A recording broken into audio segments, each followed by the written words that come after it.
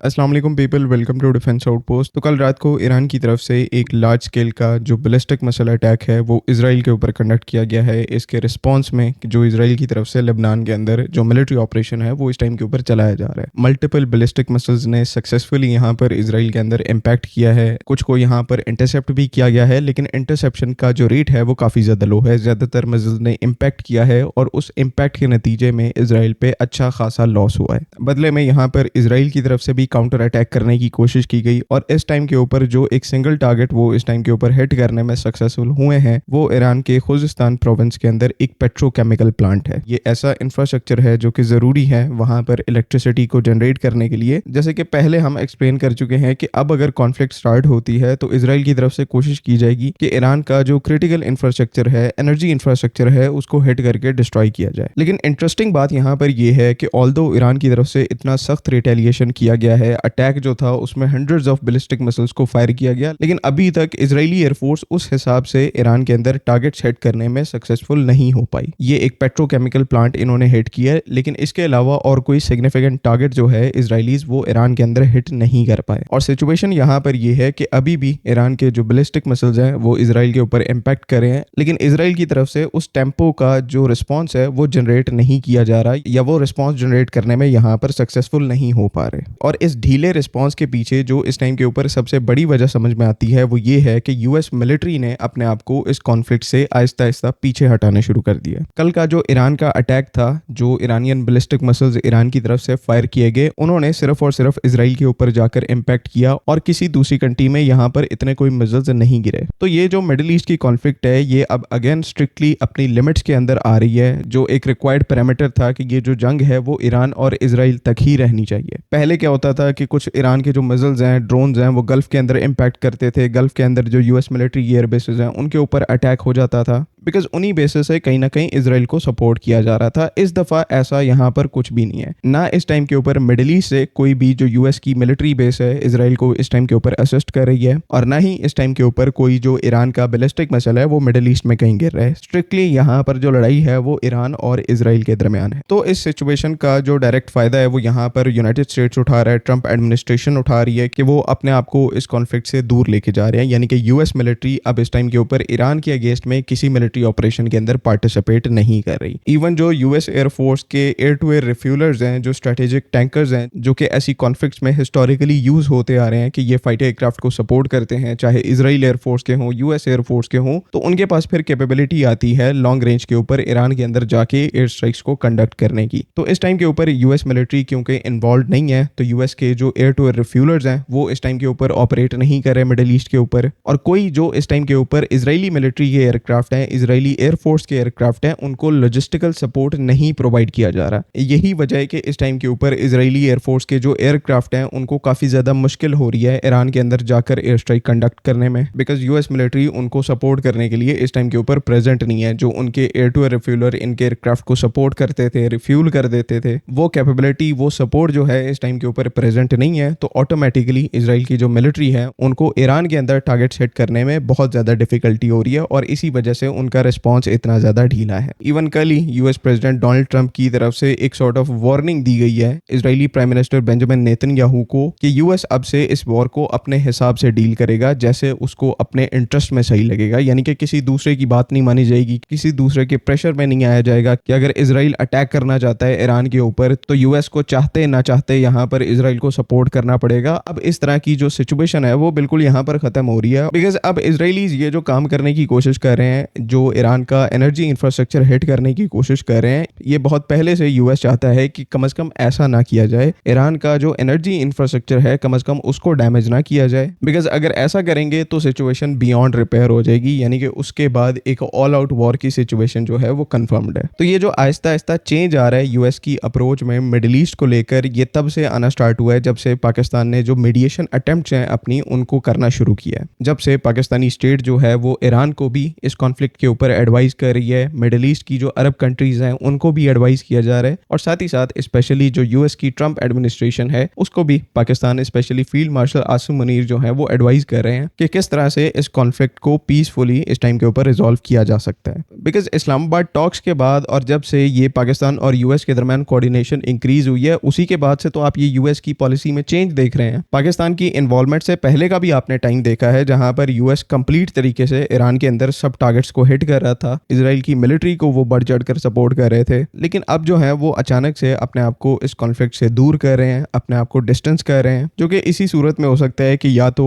पाकिस्तान की मदद से यहाँ पर ईरान और यूएस के दरमियान कोई ना कोई एग्रीमेंट होने जा रहा है इजराइल को एक्सक्लूड करके, यानी कि इजराइल इस एग्रीमेंट में शामिल नहीं होगा, या फिर यूएस को खुद ही यहाँ पर अकल आ गई है और वो इस टाइम के ऊपर ईरान के साथ डायरेक्टली कन्फ्रंट नहीं करना चाहते या फिर पंगा नहीं लेना चाहते। जो भी यहाँ पर केस हो, पाकिस्तान की जो इन्वॉल्वमेंट है, जो चीजें इस टाइम के ऊपर इस तरह से टर्न आउट हो रही हैं कि यूएस ईरान के अगेंस्ट में पार्टिसिपेट नहीं कर रहा, पाकिस्तान की इसमें डायरेक्ट इन्वॉल्वमेंट है, और ये इन्वॉल्वमेंट जो है वो लोहे पर लकीर की तरह है। इवन कल भी पाकिस्तान का जो इंटीरियर मिनिस्टर है, one of the most important man in Pakistan, वो इस टाइम के ऊपर ईरान में था। सिचुएशन से रिलेटेड ईरान के साथ भी यहाँ पर डिस्कशन हो रही थी, और साथ ही साथ यहाँ पर ट्रंप एडमिनिस्ट्रेशन के साथ भी प्रॉपर जो कोऑर्डिनेशन है उसको मेंटेन किया जा रहा था। और ये सब कुछ आप देखेंगे तो आपका यहाँ पर सवाल होगा कि पाकिस्तान इस टाइम के ऊपर ऐसा क्यों कर रहा है। तो इसका डे वन से जो आंसर है वो यही है कि ईरान को हम फॉल नहीं होने दे सकते। ईरान के अंदर जो खाना जंगी की सिचुएशन है उसको हम क्रिएट होने नहीं दे सकते, बिकॉज ये एक ऑब्वियस बात है कि हमारा बॉर्डर उनके साथ लगता है, उस कंट्री के अंदर जो सिचुएशन खराब होती है उसका नेगेटिव इम्पैक्ट हमारे ऊपर भी पड़ेगा। तो इस पूरी कॉन्फ्लिक्ट में रिस्क रिडक्शन के लिए, यानी कि कम रिस्क हो ईरान के फॉल करने का, इसके लिए यहाँ पर जो सबसे इंपॉर्टेंट काम था कि जो एक सुपर पावर है यानी कि यूनाइटेड स्टेट्स है, उसको यहाँ पर इस कॉन्फ्लिक्ट से दूर लेके जाया जा सके। बिकॉज इजरायली मिलिट्री जो है वो यहाँ पर अपने दम पर इतना कुछ नहीं कर सकती। ये असल में अमेरिका की मिलिट्री पावर थी जो कि ईरान के लिए और इस पूरे रीजन के लिए काफी ज्यादा डेंजरस हो सकती थी। एट सम पॉइंट इजराइल की डायरेक्शंस पे यूएस का भी ये माइंड बन गया था कि ईरान के अंदर अब जो जमीनी जंग है उसको स्टार्ट करनी चाहिए, यानी कि अपने जो ट्रूप्स हैं उनको उतारना चाहिए ईरान के अंदर, ताकि जो वहां पर इस टाइम के ऊपर गवर्नमेंट है उसको हटाया जा सके। तो ये एक एक्चुअल में थ्रेट था पूरे मिडिल ईस्ट के लिए और स्पेशली पाकिस्तान के लिए कि ईरान के अंदर एक जमीनी जंग स्टार्ट होती। और ये जैसे पहले बताया कि सिर्फ यूएस कर सकता था, तो यूएस को इस पूरी कॉन्फ्लिक्ट से दूर ले जाना ये काफी ज्यादा इंपॉर्टेंट था। और अब यहाँ पर ऐसी इंडिकेशंस हैं कि कहीं ना कहीं पाकिस्तान अपने इस ऑब्जेक्टिव के अंदर भी सक्सेसफुल हो रहा है, और इजराइल को साइड पे रखकर, उस थर्ड ग्रेड की कंट्री को साइड पे रखकर अब ईरान और यूएस के दरमियान एक एग्रीमेंट करवाया जा रहा है ताकि ये एक दूसरे को अटैक ना करें।